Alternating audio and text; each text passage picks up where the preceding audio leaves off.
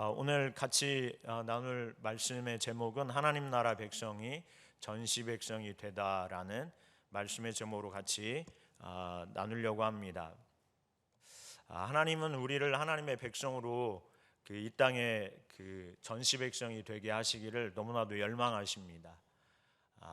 전시 백성이라고 하는 것은 내보이는 백성이죠. 전시가 진열해서 사람들에게 내보이는, 그래서 많은 사람들로 하여금 귀하게 그거를 여기고 그걸 사고자 하는 마음을 갖게 하는 그 목적으로 전시하는데요.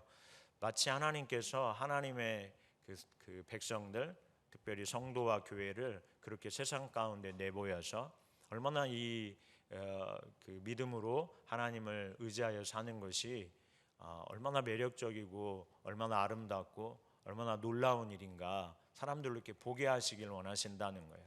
그래서 많은 사람들이 함께 하나님을 믿음으로 나오는 그렇게 되기를 너무나도 열망하신다는 거죠. 마치 그 전시 백성이라고 하는 것은 보석 세공업자가 심혈을 기울여서 보석을 세공하여 사람들 앞에 전시하여 보게 하시는 것 같이, 하나님은 우리를 그런 보석과 같은 하나님의 백성, 또 성도와 교회로 세우셔서 세상에 내보이심으로 이 땅에 하나님의 나라를 이루어 가시기를 열망하십니다.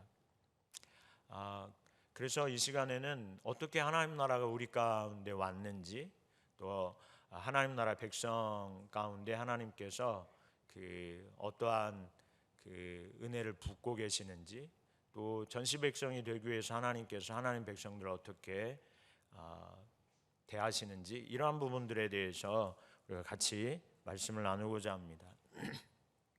첫 번째로는 하나님 나라가 우리에게 어떻게 왔는가에 대한 부분입니다.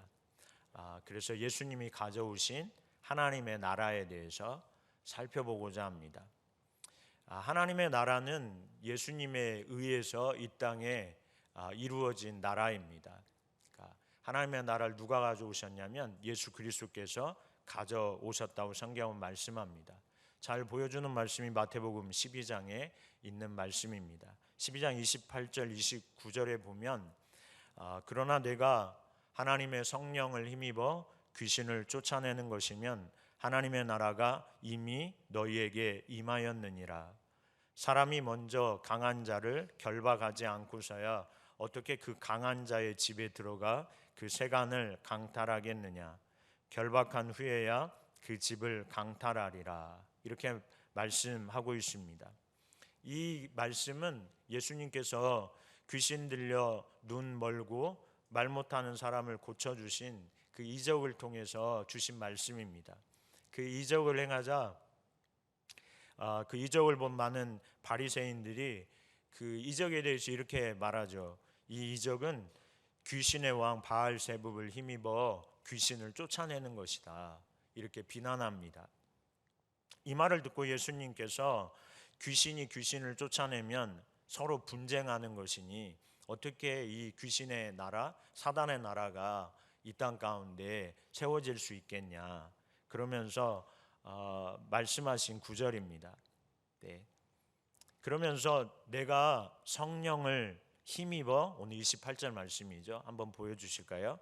내가 하나님의 성령을 힘입어 귀신을 쫓아낸 것이라면 하나님의 나라가 이미 너희에게 임한 것이라고 이렇게 말씀하셨습니다.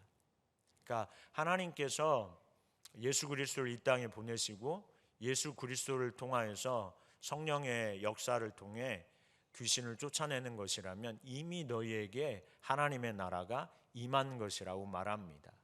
다시 말하면 우리가 예수 그리스도를 성령의 도우심 가운데 믿게 되면 이미 우리에게도 하나님 나라가 임한 것이라고 말씀하는 것이죠.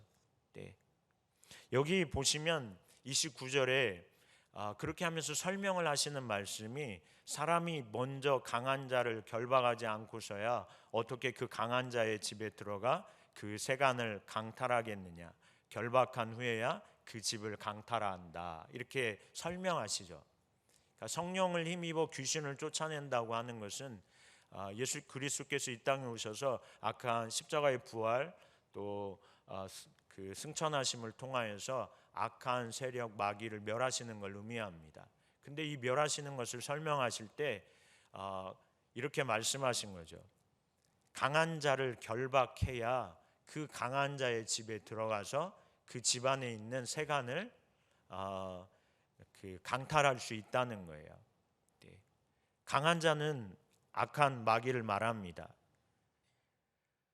세상의 신으로서 악한 마귀를 말하죠. 그 집의 세간은 죄로 인해 사탄의 종이 되어버린 인간을 의미합니다. 예수님은 십자가 또 부활을 통해 강한 자 마귀의 세력을 멸하시고 하나님의 나라를 이 땅에 가져오신 분이라고 말씀해주고 있는 겁니다. 성령을 통해 우리가 예수를 믿게 되면 믿는 모든 자들은 하나님 나라 백성으로서의 삶이 시작되는 것이라고 말할 수 있습니다. 저와 여러분이 예수 그리스도를 믿었을 때에 이미 우리는 그 하나님 나라 백성으로서의 삶이 시작된 것이죠. 이미 2000년 전에 예수 그리스도께서 이 땅에 오셨을 때 오셔서 십자가와 부활을 통하여서 악한 어둠의 세력을 멸하시는 것을 통하여서 그때 이미 하나님 나라가 우리에게 주어졌고, 개인적으로 우리가 예수 그리스도를 믿을 때에 그 하나님의 나라 백성으로서의 삶이 시작되는 것이라고 말할 수 있다는 것입니다. 하나님 나라는 그래서 예수 그리스도를 믿는 것과 밀접한 관련이 있습니다. 예수 그리스도를 믿을 때 하나님 나라가 우리 가운데 주어지고 우리는 하나님 나라 백성으로서 삶을 살게 되는, 시작되는 그 삶이 거기에 있다는 거예요. 네. 그러면 하나님의 나라, 예수님이 가져오신 그 하나님의 나라, 하나님의 백성으로서 우리가 하나님 나라의 삶을 산다고 말하거든요, 믿는 자는. 그러면 이 하나님 나라라는 것이 무엇일까요? 하나님 나라의 특징이 무엇인지를 알면 하나님 나라 백성이 어떤 백성인지를 이해할 수 있습니다. 하나님 나라가 무엇인지를 알면. 그래서 두 번째로 하나님 나라의 의미에 대해서 살펴보고자 합니다. 잘 아시는 것처럼 하나님 나라는 그 특징, 그 의미하는 바가 무엇이냐면 첫 번째로 하나님의 통치를 의미합니다. 하나님의 나라라고 하는 것은 하나님이 통치하시는 나라라는 겁니다. 우리가 예수 그리스도를 믿을 때에 우리는 누가 통치하는 자가 되냐면 하나님이 우리를 통치하는 자들이 되는 거죠.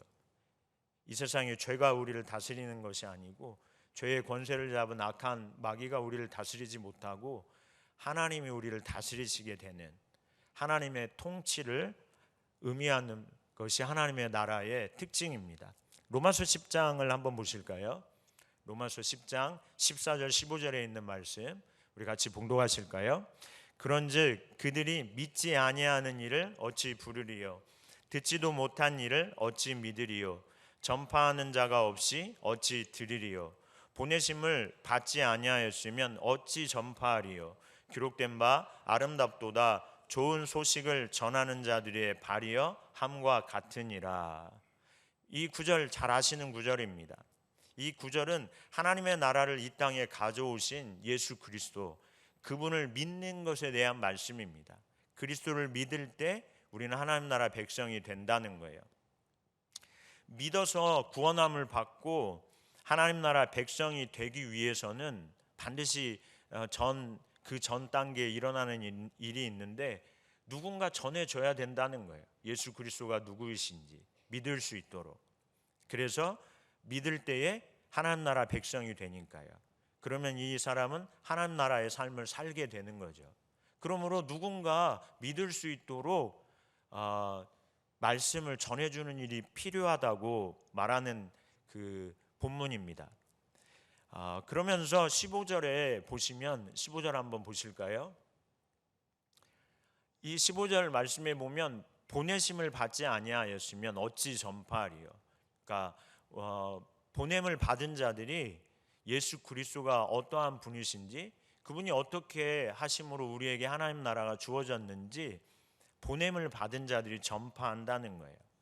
저와 여러분들에게는 이 사명이 있는 줄로 믿습니다. 네, 반드시 전파해야죠. 우리는 보냄을 받은 자로서 예수 그리스도가 누구인지, 그분이 어떻게 하나님 나라를 가져왔는지, 어떻게 하면 우리가 이 하나님 나라의 백성이 될 수 있는지 잘 전해줘야 되겠죠. 네.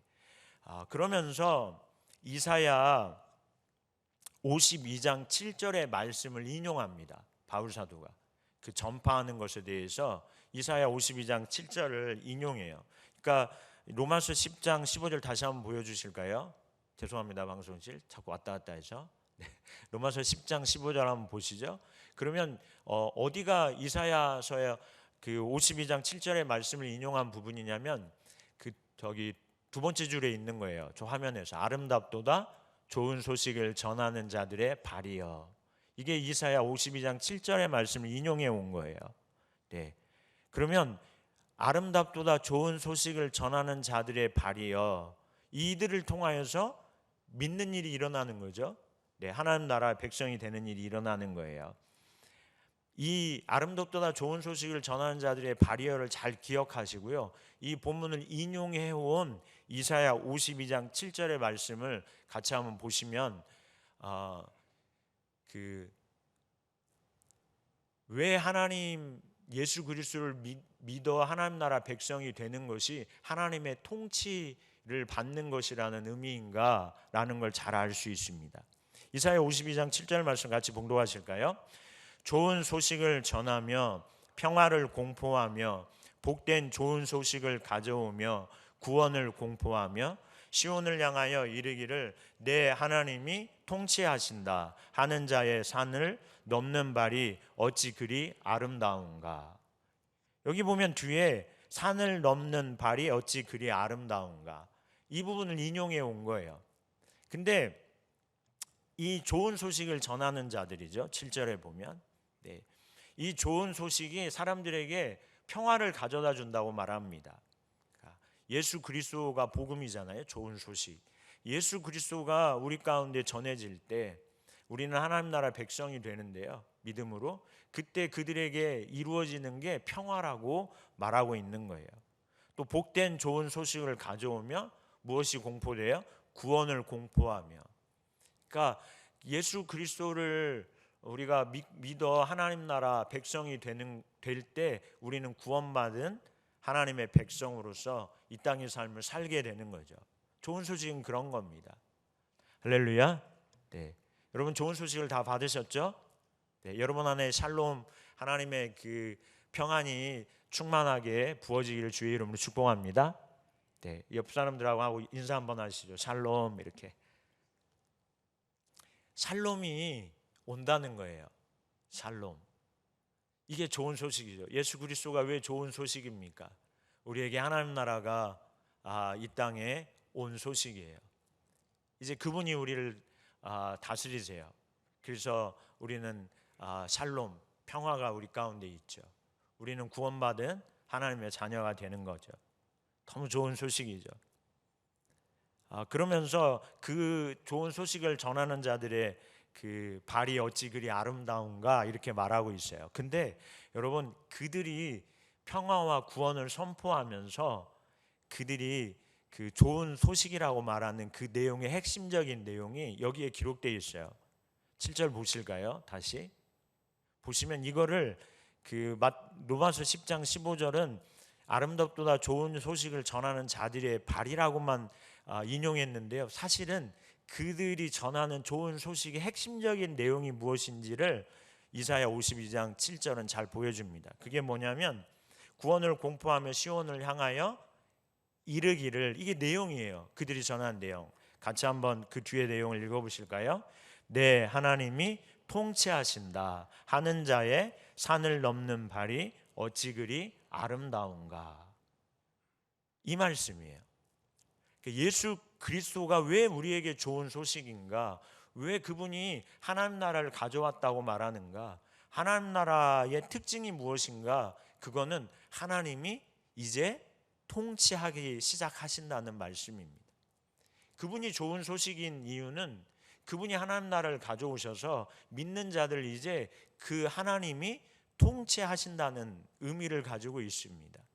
이게 하나님 나라의 너무나도 대표적인 특징입니다. 우리가 예수 그리스도를 믿으면 이제 하나님께서 우리를 통치하십니다. 우리는 그분의 백성이 된 것이죠. 그리스도를 믿음으로 하나님의 백성이 되었다는 것은 곧 이제 하나님이 나를 통치하신다는 말씀입니다. 믿는 성도, 교회를 하나님이 다스리신다는 의미입니다.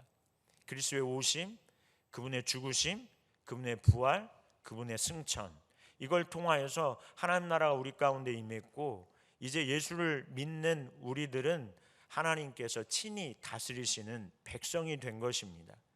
이건 너무나도 놀라운 일입니다. 하나님보다 더 강한 자는 없습니다. 하나님의 통치 아래에 있는 백성을 그 어떤 세력도 빼앗아갈 수 없습니다. 그래서 평화가 있는 겁니다. 할렐루야. 네, 그래서 평화, 안전함이 있는 거예요. 두려움을 잃어버리는 거예요. 사망 앞에서도 담대할 수 있는 이유가 여기에 있는 겁니다. 그 누구도 하나님의 백성을 빼앗아갈 세력이 없는 겁니다. 누가 이 강하신 하나님의 손에서 손에 있는 것을 빼앗아갈 수 있을까요? 네.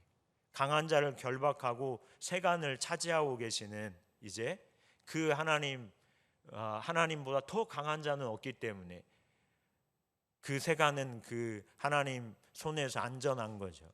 그래서 두려움이 사라지는 거예요. 그걸 말하는 것이죠. 그들에게 평화가 있습니다. 그리스도인의 평화는 하나님의 통치 아래에 있을 때 주어지는 것이죠. 그리스도를 믿음으로 구원받았던 때를 여러분 생각해 보십시오. 아마도 그때 그 감격이 이루 말할 수 없었을 것입니다. 정말 이제 죽어도 여한이 없을 정도의 그 감격이 있으셨을 거예요. 그만큼 하나님 나라 백성이 된다고 하는 것은 하나님의 통치를 받는 백성이 된다는 의미이기 때문에 평강이 있는 겁니다. 할렐루야. 네. 여러분에게 주님의 평강이 함께 하실 주의 이름으로 축복합니다. 네. 예수를 믿어 하나님이 백성이 되었다는 것은 그래서 하나님의 통치 아래 사는 삶을 의미합니다. 두 번째로 하나님의 그 나라의 두 번째 특징은 하나님께서 그 백성과 함께 하신다는 겁니다.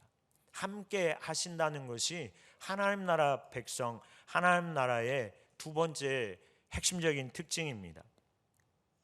이것을 잘 보여주는 말씀은 하나님의 나라가 완성되는 그 완성된 하나님 나라의 모습을 보여주는 요한계시록 21장에 보면 너무나도 분명히 잘 나타납니다.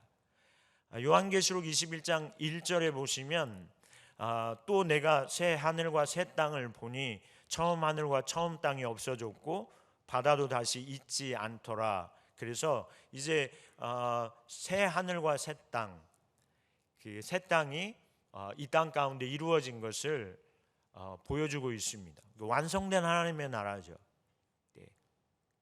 이미 왔으나 이제 종말의 때에 완성되는 이 하나님의 나라에 대해서 요한계시록이 잘 그려주고 있는데요.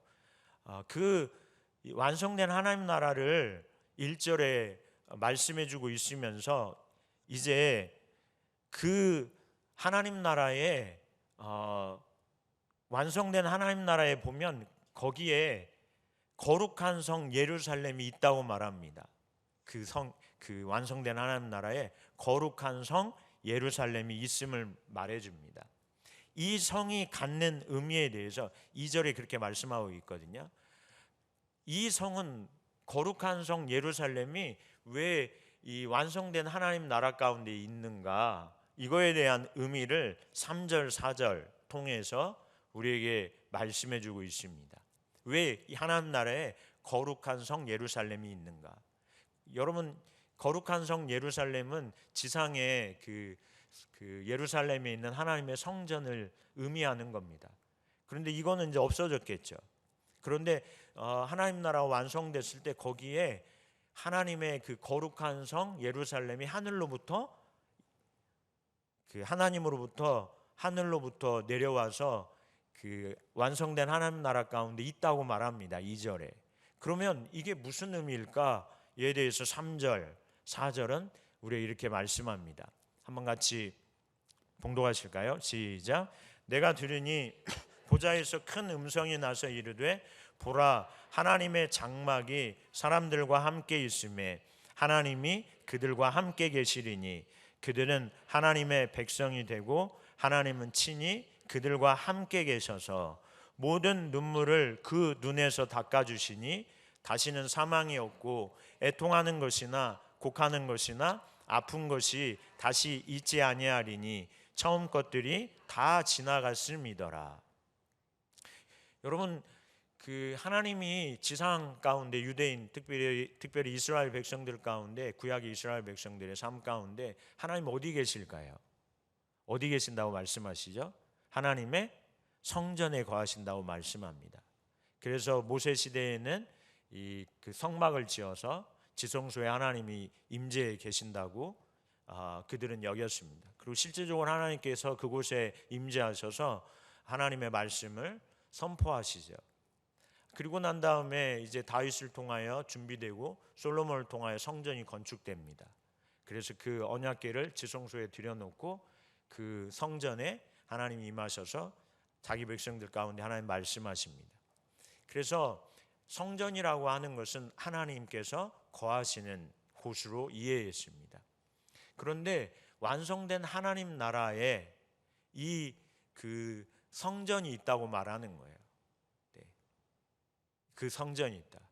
근데 이 성전은 이렇게 어떤 유형의 건물의 성전이 말하는 것을 아니고요. 하나님께서 그들과 함께 계시기 때문에 그 하나님 나라가 곧 성전이라는 의미입니다.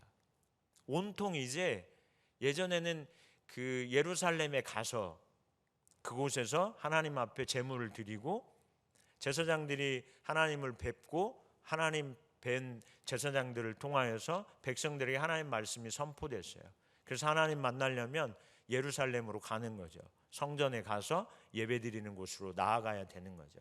그런데 이제 하나님 나라가 완성될 때에는 그럴 필요가 없다는 거예요. 하나님 나라 전체에 누가? 하나님께서 함께 하신다는 겁니다. 그래서 3절에 보시면 하나님의 장막이 사람들과 함께 있음에 이렇게 말합니다. 하나님이 그들과 함께 계시리니, 그러면서 그들은 하나님의 백성이 되고 하나님은 친히 그들과 함께 하신다고 말씀합니다.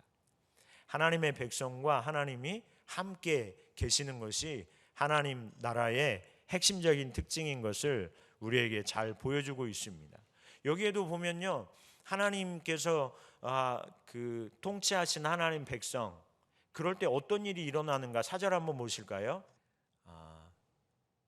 뒤에 나오겠지만 하나님 백성으로 우리가 부름받았다는 게 정말 놀라운 일입니다. 그렇죠? 네. 예수님 없이 하나님 나라는 이 땅에 오지 않잖아요. 올 수가 없었죠. 그 예수님의 십자가, 그분의 부활 때문에 우리는 정말 엄청난 일이 우리에게 일어난 거죠. 이 땅 가운데, 이 세계 가운데 정말 엄청난 일이 일어난 거예요. 하나님 나라가 이 땅에 임한 거니까요. 네. 성령님을 통하여서 예수를 믿는 순간 우리는 이제 하나님 나라 백성이 된 거예요.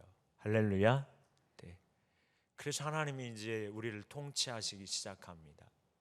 그러면 그들의 삶 가운데 구원이, 그들의 삶 가운데 평화, 샬롬이 있는 거죠. 그리고 하나님이 함께 하신다고 말합니다. 하나님 나라는 하나님이 함께 하시는 나라예요. 자기 백성과 하나님이 항상 함께 하시죠. 성령님께서 내가 너희와 영원히 함께 하신다 라고 말씀하심 같이 우리와 언제나 함께 하세요. 함께 하실 때 또 어떤 일이 일어날까요? 4절에 보시면 같이 한번 봉독하실까요? 시작. 모든 눈물을 그 눈에서 닦아주시니 다시는 사망이 없고 애통하는 것이나 곡하는 것이나 아픈 것이 다시 있지 아니하리니 처음 것들이 다 지나갔음이더라. 할렐루야. 네. 얼마나 놀라운 일입니까? 네. 하나님께서 우리와 함께 하시면서 우리의 눈물을 닦으신다고 말씀합니다. 이 세상 살아가면서 얼마나 많은 어려움이 있습니까? 얼마나 많은 그 어려움의 문제, 환경들을 만납니까? 얼마나 많은 갈등이 이 세상 가운데 많습니까? 믿는다는 것으로 인하여서 얼마나 많은 고뇌가 있습니까? 시련이 있습니까? 그런 삶을 내내 살아가고 있는 인생들에게 하나님께서 오셔서 그들과 함께 하심으로 그들의 눈물을 닦으시고 위로하신다는 말씀입니다. 위로가 우리에게 얼마나 큰 힘입니까? 네, 그렇잖아요. 성도를 통하여서 하나님 위로하실 때가 얼마나 많습니까? 그렇잖아요. 여러분들 서로가 여러분에게 얼마나 위로가 되십니까? 네, 많은 역경과 문제를 만났을 때 하나님 함께 하시기를 간절히 구하고 하나님 다스리심 안에 거하기를 열망해서 하나님을 찾아가는 그러한 성도가 얼마나 우리에게 위로가 됩니까? 그래서 우리가 나도 믿음으로 이 하나님 함께 하시는 하나님의 다스리심 안에 거하기를 열망해서 같이 그렇게 나아가게 되는 그런 위로가 있잖아요.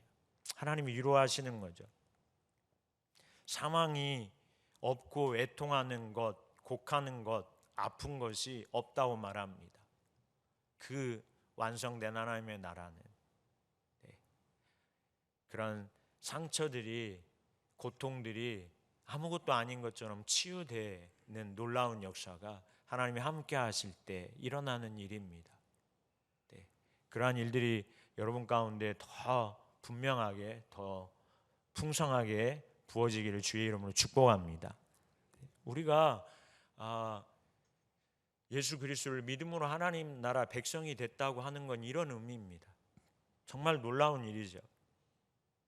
믿는 우리들은 이러한 하나님의 나라를 유업으로 받은 하나님의 백성입니다. 그러니 하나님 앞에 우리가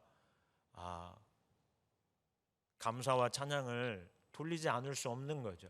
매일의 삶이 하나님을 예배하는 삶이 될 수밖에 없는 거죠. 예수 그리스도를 통하여서 어떻게 우리가 하나님 나라 백성이 됐는가? 하나님 백성 가운데 하나님이 우리와 어떻게 함께하고 우리를 어떻게 통치하고 계시는가? 이거를 알면 감격이 없을 수가 없잖아요. 교회 오는 게 하나도 힘들지 않을 겁니다. 이거 하나만 분명히 알아도. 제가 처음 예수를 믿었을 때 이 감격이 저한테 정말 엄청나게 부어졌던 것으로 지금 생각해 보면 여겨져요. 그래서 정말 교회 가는 게 힘들지 않았어요. 교회 갈 때도 걸어가지 않고 뛰어가고 그랬습니다. 처음 예수님을, 하나님 사랑을 알고 예수님의 십자가 사랑을 알고 구원받았을 때 정말 교회 가는 게 너무 기뻐서 달려가고 그랬습니다. 달려갈 수 있었던 이유는 교회가 가까웠습니다. 달려가도 5분이면 가는 거리여서, 한 50분 달려가는 거리였으면 아마 안 달려갔을 수도 있는데 가까워서 달려갔습니다. 너무 좋았습니다. 1시간 전에 교회 가고 그랬습니다. 그 감격에 사로잡혀서. 여러분, 하나님 나라 백성이 된다는 게 얼마나 큰 감격인 줄 아십니까? 예수 그리스도를 믿어 우리가 구원함을 받고 하나님의 통치 아래 산다는, 하나님이 함께 하시는 삶을 산다는 것은 이건 정말 놀라운 일입니다. 할렐루야. 정말 놀라운 일입니다. 이러한 일이 우리에게 더 많이 일어나야 되겠죠. 그런데 여러분, 정말 우리가 하나님 나라 백성으로 이러한 삶을 살고 계십니까? 정말 하나님의 통치 가운데 온전히 순복하고 하나님의 함께 하심 가운데 우리도 동행하며 그런 하나님 나라 백성의 삶을 실제적으로 살고 계신가요? 이게 문제죠. 이게 관건이죠.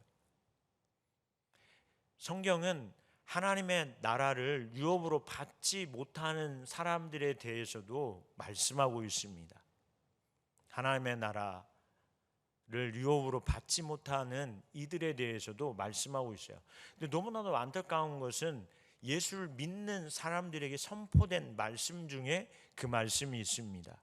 고린도전서 6장을 보실까요? 6장 9절 10절을 보실까요? 이건 믿는 교회에 대해서 말씀하는 거예요. 성도들에 대해서 말씀하는 겁니다. 그들에 대해서 고린도전서 6장 9절 10절은 이렇게 말씀합니다. 불의한 자가 하나님의 나라를 유업으로 받지 못할 줄을 알지 못하느냐. 성도들에게 하는 말씀입니다. 미혹을 받지 말라. 음행을 하는 자나 우상 숭배하는 자나 간음하는 자나 탐색하는 자나 남색하는 자나 10절 도적이나 탐욕을 부리는 자나 술 취하는 자나 모욕하는 자나 속여 빼앗는 자들은 하나님의 나라를 유업으로 받지 못하리라. 이렇게 말씀합니다. 예수 그리스도를 믿으면 하나님 나라를 유업으로 받습니다. 하나님 나라 백성이 됩니다. 그렇죠? 구원받는다고 우리가 말하는 겁니다. 그런데 여러분, 왜 믿는 성도들에 대해서 이러한 유의 죄죠? 죄를 열거하는 겁니다. 그 죄를 열거하면서 이런 자들은 하나님 나라를 유업으로 받지 못한다고 말합니다. 그러면 그들은 구원받지 못한다는 말일까요? 그 의미가 아닙니다. 하나님 나라의 의미가 무엇인지 아는 게 그래서 중요합니다. 우리가 범죄하면 하나님의 통치를 받을 수 없는 걸 말합니다. 구원받을 수는 있겠죠. 그러나 하나님의 통치 가운데 사는 삶은 불가능합니다. 구원받았으나 우리가 범죄하면 죄 가운데 우리의 삶을 내어주고 우리의 마음을 내어주고 우리의 생각을 내어주면 하나님 나라를 유업으로 받지 못합니다. 다시 말해서 하나님이 함께 하시는 삶이 불가능하다는 겁니다. 이 땅의 삶을 살 때 가능하지 않다는 거예요. 그것을 의미하고 있는 말씀입니다. 갈라디아서 5장 19절 21절도 동일한 말씀입니다. 하나님 나라를 유업으로 받지 못하는 자들에 대해서 가르칩니다. 19절 이하에 있는 말씀 제가 봉독해 드리겠습니다. 육체의 일은 분명하니 곧 음행과 더러운 것과 호색과 20절 우상 숭배와 주술과 원수 맺는 것과 분쟁과 시기와 분냄과 당 짓는 것과 분열함과 이단과 21절 투기와 술 취함과 방탕함과 또 그와 같은 것들이라.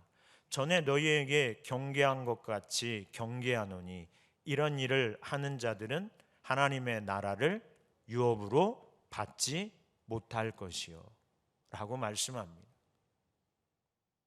예수 그리스도를 믿었으나 우리가 하나님의 통치 가운데 사는 것과 하나님이 함께 하시는 삶과는 별개일 수 있다는 겁니다. 우리가 하나님 앞에 범죄하면 우리는 하나님 나라를 유업으로 받지 못합니다. 하나님의 다스리심에서 멀어집니다. 그러면 뭐가 없어질까요? 평화를 잃어버리겠죠. 우리 앞에서 살펴본 것처럼 구원을 잃어버립니다. 내가 구원받은 하나님의 자녀가 맞은지 의심이 들죠. 하나님이 함께 하시는 것을 잃어버립니다. 범죄하면. 하나님이 함께 하시지 않으면 어떤 일이 일어날까요? 위로받지 못합니다. 치유받지 못합니다. 다시 고통과 눈물 흘림과 상처와 애곡하는 것이나 이런 것들이 다시금 삶 가운데 일어나기 시작하는 거죠. 하나님 나라를 유업으로 받지 못한 자들의 삶이 그런 삶입니다. 이건 비극이죠. 하나님 나라 백성이 되었음에도 불구하고 이렇게 산다는 건 비극일 겁니다. 그래서 세 번째로 하나님은 하나님 나라 백성의 삶을 살 수 있도록, 그래서 이 땅의 전시 백성이 될 수 있도록 우리를 훈련시키신다는 것이 매우 중요합니다. 죄의 우리를 내어줌으로 하나님 나라 유업을 잃어버린 자로 살지 않도록 하나님 나라 백성으로서 이 땅의 삶을 살 수 있도록 훈련시키신다는 거예요. 그런데 여러분, 이 훈련의 목적은 우리가 하나님 나라 백성으로 사는 삶에도 있지만 더 중요한 의미는 우리가 하나님 나라 백성으로서의 삶을 삶으로 세상에 전시 백성이 되게 하시기 위함이 더 큰 목적입니다. 그냥 나 하나 하나님의 통치 아래서 하나님이 함께 하시는 삶을 사는 것으로 하나님이 우리를 이 땅에 두시고자 하심이 아니라 그렇게 훈련시키심으로 우리를 이 땅에 전시 백성이 되게 하시기 위함입니다. 그래서 매우 중요합니다. 하나님은 우리가 하나님의 백성으로서 이 땅의 삶을 살 수 있도록 믿음의 훈련을 통해 우리를 단련하십니다. 여러분, 전시 백성이 될 수 있는 핵심적인 내용은 믿음입니다. 믿음으로 순종하는 그 백성을 의미하는 겁니다. 그러니까 믿음으로 순종하는 하나님이 백성이 될 수 있도록 하나님은 우리를 훈련하신다는 거예요. 여기에 그렇게 여러분 훈련돼야 하나님의 통치 아래 하나님과 동행하는 삶이 가능해집니다. 다시 말해서 믿음으로 그 하나님 나라 백성의 삶을 살 수 있게 된다는 거예요. 이게 매우 중요한 내용입니다. 그래서 하나님께서는 우리가 그러한 삶을 삶으로 믿음이 자라고 믿음 위에 굳게 세워지고 그러므로 인하여서 하나님 백성의 삶을 살고 이 삶을 통하여서 세상 가운데 하나님 백성이 어떠한 백성인지를 나타내 보이기 원하신다는 거예요. 작게는 부부관계에서, 가정에서, 직장에서 나타내 보이시길 원하시는 거죠. 마치 세공업자가 여러분 다이아몬드만 해도 그렇잖아요. 원석에서 다이아몬드를 추출하겠죠. 그렇다고 가치 있는 게 아니잖아요. 그것도 가치 있긴 하지만 이게 더 가치가 있으려면 세공업자 손에 맡겨져서 잘 깎여져야 됩니다. 그렇잖아요. 저는 다이아몬드 큰 거 구경한 적이 없어서 잘 모르지만 TV나 이런 데 보면 이렇게 좀 주먹만한 거면 엄청 엄청난가 봐요. 근데 그런 거 TV에서 보면 이게 좋은 다이아몬드는 잘 깎여야 좋은 다이아몬드라면서요. 면이 이렇게 많이 이렇게 깎여져 있어야. 그래서 몇 면인지 이게 그래서 그 면이 깎여진 거에서 이렇게 빛이 이렇게 나서 하여튼 아름다운 보석이 된다고 그렇게 들었는데요. 세공업자 손에 그렇게 깎여져야 가치가 있는 다이아몬드가 되는 것처럼 우리가요 하나님의 백성으로서 하나님의 통치와 하나님의 함께 하시는 삶, 그래서 너무나도 그렇게 살면 앞에서 나눈 것처럼 너무나 이 아름다운 하나님 백성의 삶을 살 수 있겠죠. 평강이 있고 구원이 있고 그들 가운데 하나님의 위로가 있고 치유가 있고 능력의 삶을 사는 그 삶이 주어질 텐데 그렇게 되기 위하여서 믿음의 사람으로 우리를 훈련시키시는, 단련시키시는 일이 있다는 겁니다. 그래서 하나님은 하나님의 사람들을 다 그렇게 단련하시는 겁니다. 그 믿음을 갖고 하나님 나라 백성으로서의 삶을 살도록 하시기 위해서. 그래서 많은 세상의 사람들로 하여금 이것이 하나님의 나라다, 이것이 하나님의 백성이다 라고 보이시기 위함인 거예요. 그러니까 우리를 하나님이 이 땅에 두신, 우리를 구원하시는 그 목적, 의도가 여기에 있는 겁니다. 그래서 여러분 우리가 증인되는 삶을 사는 정시 백성으로서 빛과 소금이 되는 삶을 사는 것은 이거는 여러분 선택이 아니라 이건 마땅히 내야 될 우리의 삶입니다. 할렐루야. 거기까지 가야 되는 거예요. 거기까지 가기 위해서 반드시 하나님은 하나님의 사람을 훈련하십니다. 왜냐하면 여러분 훈련이 되지 않으면 우리는 수시로 아까 하나님 나라 유업을 잃어버리는 자들처럼 죄에 빠지거든요. 이기적인 욕망에 이기심, 시기심, 다툼, 우상숭배, 이런 수많은 죄악들에 우리의 마음과 생각을 빼앗기기 때문에 그런 것들을 능히 이기는 믿음의 사람이 될 수 있도록 훈련하신다는 거예요. 그걸 잘 아셔야 됩니다. 그래야 가치 있는 하나님 백성이 되어서 세상 가운데 전시 백성으로서의 삶을 감당해낼 수 있기 때문에 그렇습니다. 거기에 가지 못하면 우리를 하나님께서 이 땅에 두신 목적은 상실되는 거죠. 우리는 하나님의 목적을 상실한 채 이 땅의 삶을 살게 되는 겁니다. 그래서 몇몇 믿음에 있는 사람들만 그런 삶을 사는 게 절대 아닙니다. 우리는 구원받은 순간 모두에게 그러한 삶을 살라고 하나님께서, 그리고 그런 삶을 살 수 있도록 지속적으로 하나님은 하나님의 사람들을 훈련시키시려고 하십니다. 훈련되는 게 관건인 거죠. 그래서 훈련되기를 작정하시기를 주의 이름으로 축복합니다. 네. 그렇게 되는 거예요. 아브라함만 해도 하나님 그를 훈련하시잖아요. 네. 훈련의 정점에 있는 것이 독자 이삭을 바치라는 것 잘 아시잖아요. 창세기 22장 1절 2절에 보시면 그 일 후에 하나님의 아브라함을 시험하시려고 그를 부르시되, 시험하십니다. 많은 시험이 있었어요, 그 이전에도. 근데 그 시험의 정점처럼 보이는 내용이 창세기 22장에 있죠. 시험하시려고 그를 부르시되 아브라함아 하시니 그가 이르되 내가 여기 있나이다. 2절 여호와께서 이르시되 내 아들 내 사랑하는 독자 이삭을 데리고 모리아 땅으로 가서 내가 내게 일러준 한 산 거기서 그를 번제로 드리라. 이렇게 말씀하는 거예요. 엄청난 시험이죠. 네. 하나님의 약속으로 태어난 아들을 내놓으라고 하시는 거예요. 너무 가혹한 시험이죠. 근데 여러분, 하나님께서 이런 가혹한 시험을 단번에 주시지는 않으세요. 이미 그 이전에 여러 가지 시험을 거쳐온 거죠.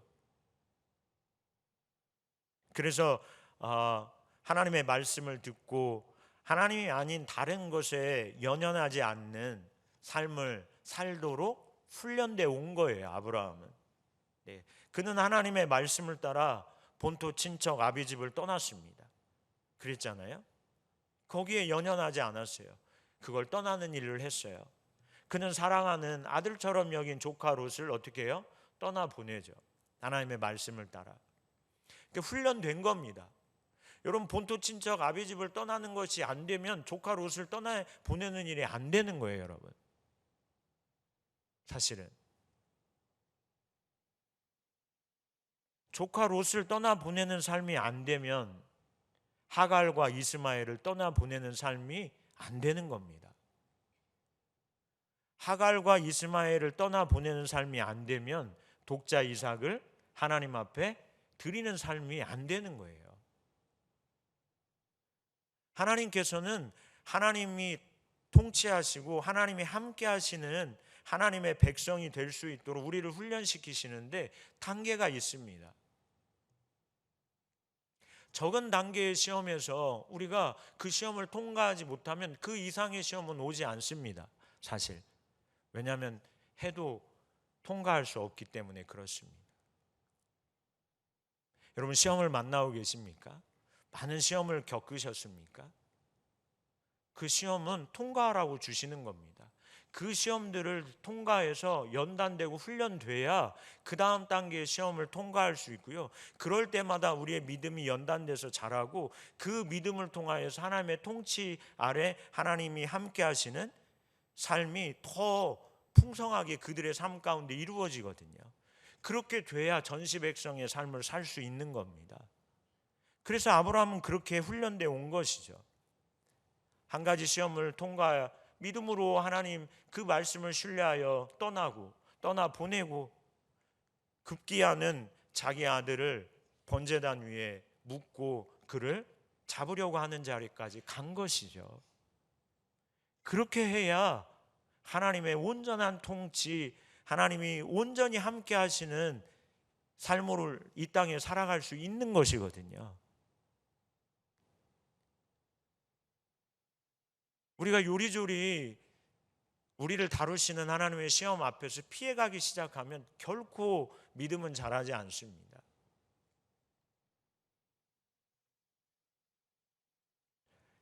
아브라함은 어떻게 했을까요? 아들을 바치라고 하는 이 말씀에 대해서 히브리서 내용 잘 아시잖아요. 창세기 22장의 내용은. 히브리서 11장 17절은 아브라함이 이렇게 했다고 말씀해주고 있습니다. 아브라함은 시험을 받을 때에 무엇으로? 믿음으로. 그래서 여러분, 시험을 하나님이 우리에게 주시는 이유는 믿음이 자라게 하시기 위함이에요. 그가 여러 번 시험을 지나면서 하나님 그분을 신뢰하고 그분의 말씀을 신뢰하여 그 시험을 통과해 온 것이죠. 물론 실수도 많이 했습니다. 그도 많이 넘어졌습니다. 잘못 가기도 했습니다. 그럴 때마다 하나님 찾아오셔서 말씀하시고, 그러면 다시 그 하나님과 그 하나님의 말씀을 신뢰해서 조정해서 그 말씀대로 행하고, 그렇게 간 거죠. 부단히 그렇게 간 겁니다. 믿음으로 이삭을 드렸다고 말합니다. 그는 약속들을 받은 자로 돼 그 외아들을 드렸느니라. 이렇게 시험하시는 겁니다. 결국 시험은 우리의 믿음을 자라게 하고, 그 믿음은 결국 하나님 그분의 말씀을 순종하게끔 하는 거죠. 그럴 때 그는 하나님의 통치와 하나님의 함께 하시는, 그러므로 하나님의 복과 생명이 함께하는 삶을 이 땅에서 정말 풍성하게 살아갈 수 있는 겁니다. 할렐루야. 이게 너무 중요한 일입니다.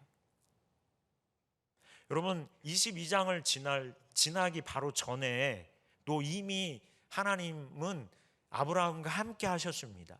그렇잖아요? 이미 함께하고 계셨어요. 그럼에도 불구하고 하나님은 그의 믿음이 더욱 자라길 원하시는 거예요. 더 함께하길 원하시는 거죠. 그래서 더 놀라운 생명이 아브라함을 통하여서 나타나고, 그래서 그에게 약속한 하나님의 말씀이 성취되는 자리까지 갈 수 있도록 도우시기 위함이에요. 연단은 사실 도우시기 위함이에요. 더 놀라운 하나님의 역사, 더 놀라운 하나님의 생명, 더 놀라운 하나님의 축복이 하나님 백성들 가운데 부어지기를 열망하시는 하나님의 그 마음이 우리를 훈련시키는 대로 나타난다는 거예요. 그렇게 훈련시키십니다. 창세기 22장을 지나고 아브라함의 아내가 죽습니다. 이삭을 낳은 이 사라가 죽게 되죠. 그래서 그를 매장하려고 합니다. 근데 그는 이방인이잖아요. 아브라함은 본토 친척 아비 집을 떠나서 가나안 땅에 사는 이방인이에요. 이미 그 땅에는 정착민이 있었어요. 자기 땅이 없죠. 그래서 아내를 묻을 매장지를 구합니다. 그 토착민들에게 가서 말하는 거죠. 내 아내가 죽었는데 내 아내를 매장하려고 합니다. 저에게 땅을 좀 파시죠. 이렇게 23장에 가면 말합니다. 그 장면을 창세기 23장 5절 이하에 소개해주고 있습니다. 5절 이하 제가 봉독해 드리겠습니다. 헷 족속이 아브라함에게 대답하여 이르되, 그렇게 말하자 헷 족속들이 아브라함에게 말한 겁니다. 6절, 내 주여 들으소서. 아브라함을 뭐라고 표현했냐면 이들이 내 주라고 말합니다. 주여 들으십시오. 당신은 아브라함에게 말하는 겁니다. 우리 가운데 있는 하나님이 세우신 지도자이시니. 이게 여러분 전시 백성입니다. 이방인으로서 그들 가운데 섞여 살면서 그들 가운데 아브라함은 어떤 사람이었을까요? 그들이 아브라함을 주라 부릅니다. 그리고 심지어 그에게 당신은 우리 가운데 있는 하나님께서 세우신 지도자이십니다 라고 말합니다. 여러분, 믿음이 훈련돼야, 그래야 전시 백성의 삶을 사는 겁니다. 하나님이 통치하시고 하나님이 그들 가운데 함께 하시는, 온전히 함께 하실 수 있는 믿음의 사람으로 자라가야 전시 백성이 되는 겁니다. 그래서 훈련이 필요한 겁니다. 어느 날 갑자기 되는 게 아니라는 거예요. 오랫동안 함께 아브라함과 섞여 산 이들은 아브라함을 나의 주라고 부르고, 당신은 하나님이 세우신 우리들의 지도자라고 말합니다. 그러니 우리 묘실 중에서 좋은 것을 그냥 선택하십시오. 당신의 죽은 자를 거기에 장사하십시오. 우리 중에서 자기 묘실에 당신의 죽은 자 장사함을 금할 자가 없습니다. 정말 놀라운 일이죠, 여러분. 정말 놀라운 일 아닙니까? 모두가 인정하는, 그와 하나님이 함께 하신다는 것을 보는 그런 사람이 된 거죠. 그래서 어느 땅이든지 당신이 선택하면 그거를 그 말자가 우리에겐 아무도 없습니다, 갖다 사용하십시오 라고 말하지만 아브라함은 값을 치르고 그 선택한 땅에 대해서 값을 치러주잖아요. 여러분, 전시 백성이 된다는 건 연단 없이 불가능합니다. 믿음의 연단이 통하여서 우리의 믿음이 성숙하지 않으면 하나님이 우리와 결코 함께 할 수 없습니다. 구원받았다고 하나님이 함께 하십니까? 그렇지 않습니다. 범죄하면 하나님 나라 유업을 잃어버리는 겁니다. 예수 믿었지만 우리가 믿음으로 그 하나님을 의지하여 사는 삶, 어떤 환경에서, 어떤 문제 앞에서 그렇게 우리가 훈련되지 않으면 우리는 하나님 나라 유업을 잃어버립니다. 하나님이 그와 함께하지 않습니다. 교회는 올 수 있습니다. 찬양을 할 수도 있고 예배를 할 수도 있고 기도를 할 수 있습니다. 그러나 우리가 이 지속적으로 우리를 부인하도록 하는 삶으로 나가지 않으면 여러분 정체되는 겁니다. 아니 후퇴하는 겁니다. 아니 하나님 나라를 잃어버리는 겁니다. 이게 심각한 겁니다. 그래서 하나님께서 그 믿음을 잃어버리지 않고 그 믿음이 지속적으로 자라가기 위하여서 환경을 또 사람을 곁에 두시고 우리를 훈련하시는 거예요. 지속적으로 훈련하시는 겁니다. 그 하나님을 또 그 하나님이 주신 말씀을 신뢰하여 우리 안에 있는 그 악한 본성을 거슬러서 순종하는 대로 나아가지 않으면 여러분 하나님 나라 백성으로서의 삶은 요한한 겁니다. 하나님의 의도하신 삶을 이 땅에 살아낼 수 없는 거죠. 사람으로서의 본분을 다하지 못하고 이 땅을 떠나게 되는 것이죠. 반드시 책망이 있을 겁니다. 그런 삶에는 아브라함을 통하여서 하나님께서 한 민족을 이루시기 원하십니다. 그게 출애굽 이스라엘 백성입니다. 그럼 두 번째로 두 번째로 살펴볼 이 출애굽 이스라엘 백성들, 그들을 하나님 시험하지 않으셨을까요? 지독하게 시험하셨습니다. 그들도. 여러분 이제 개인이 아니라 한 민족이 됐습니다. 이 민족이 다른 민족들의 전시 백성이 되는 일은 또 다른 차원의 문제입니다.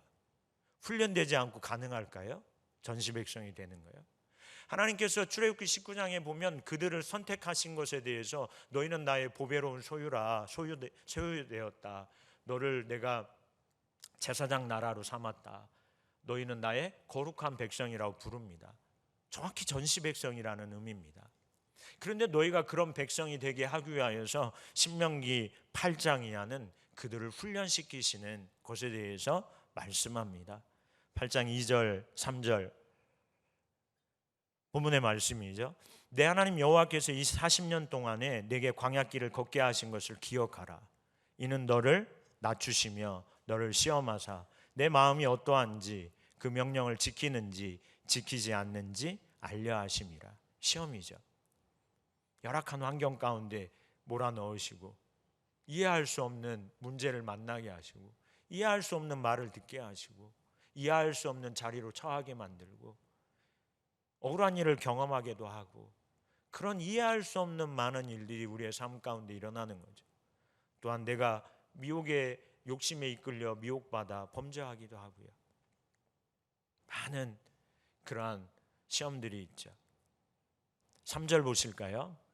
같이 봉독하실까요? 시작. 너를 낮추시며 너를 줄이게 하시며 또 너도 알지 못하며 내 조상들도 알지 못하던 만나를 내게 먹이신 것은 사람이 떡으로만 사는 것이 아니요 여호와의 입에서 나오는 모든 말씀으로 사는 줄을 내가 알게 하려 하심이니라.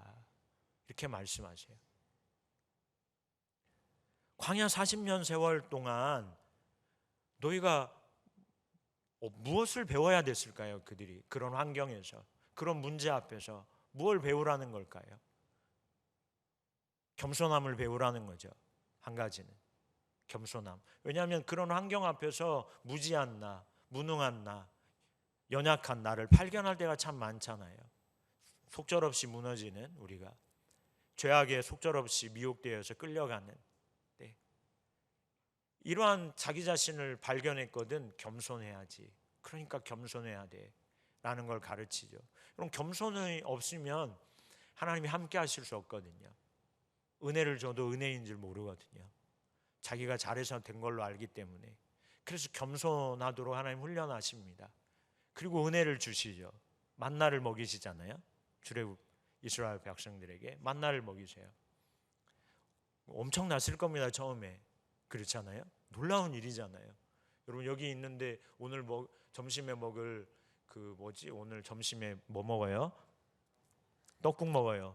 갑자기 떡국 한 그릇씩 여기 딱 시간 되면 딱딱 떨어져요. 아침에 한 그릇, 점심 때 딱딱 떨어져요. 그럼 뭐 얼마나 놀랐겠습니까? 여기 앉아 계신데 지금 그냥 다 까무러치겠죠. 그렇지 않아요? 아유 배고픈데 그런데 딱 오늘 하루가 시작되니 자 그러면서 쫙쫙 떨어져요. 매일 그게 떨어져요. 40년 동안. 굉장했을 겁니다. 그러니까 위기의 순간에 그들을 몰아놓고 그 다음에 하나님이 그들에게 은혜를 베푸십니다. 왜 은혜를 베푸실까요? 그러니까 너는 뭐해? 나를 신뢰해. 내가 너에게 말한 것을 신뢰해.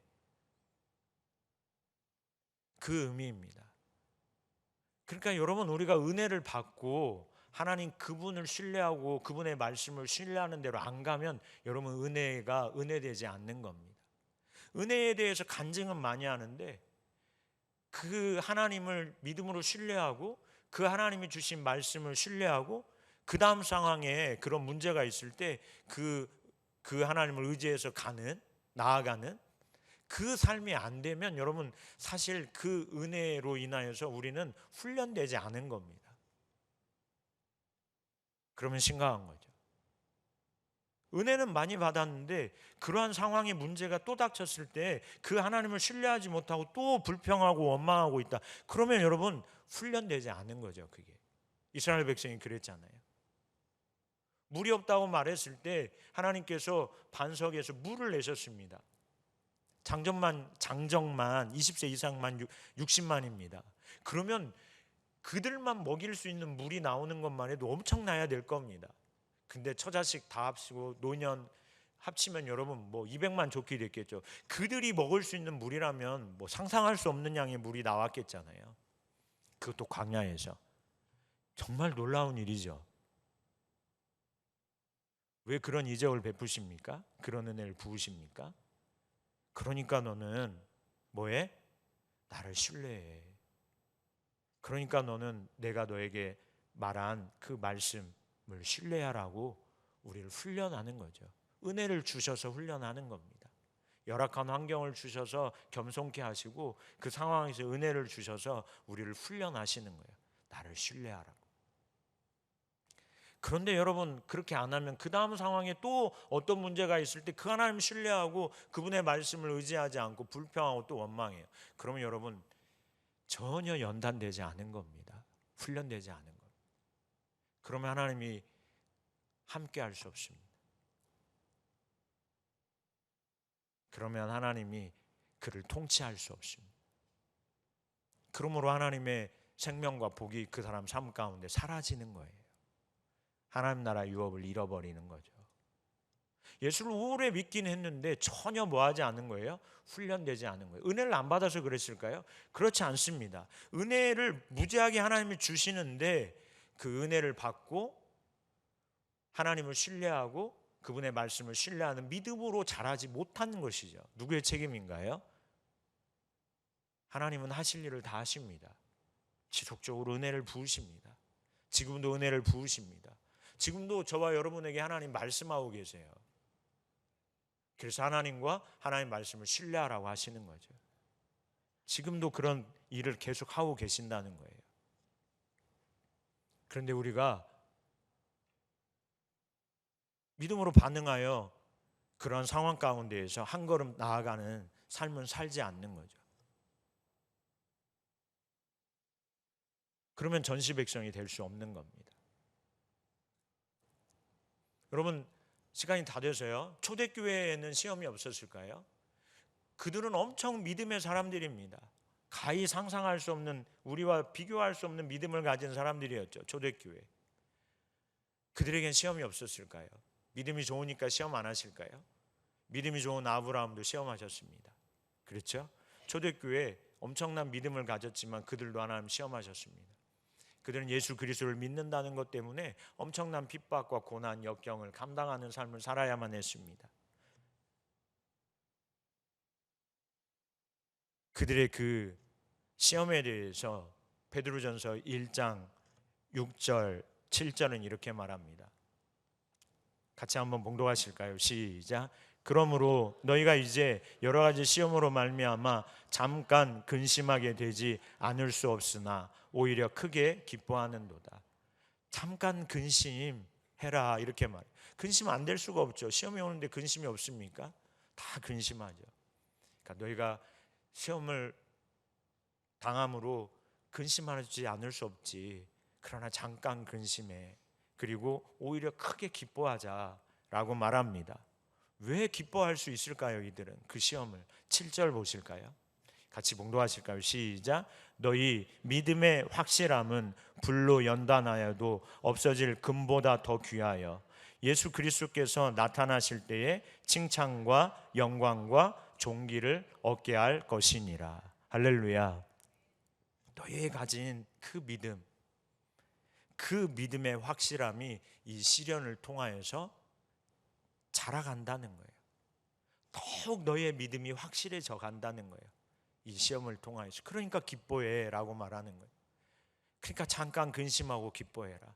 너희의 믿음의 확실함이 더 확실함 가운데 믿음으로 주님을 신뢰하여 서는 삶이 너희 안에서 자라고 있으니까, 그 믿음이 자라고 있으니까 핍박, 시련, 시험 속에서 오히려 너희는 기뻐해라 라고 말하는 거예요. 이 믿음의 확실함이 얼마나 귀한 줄 아냐?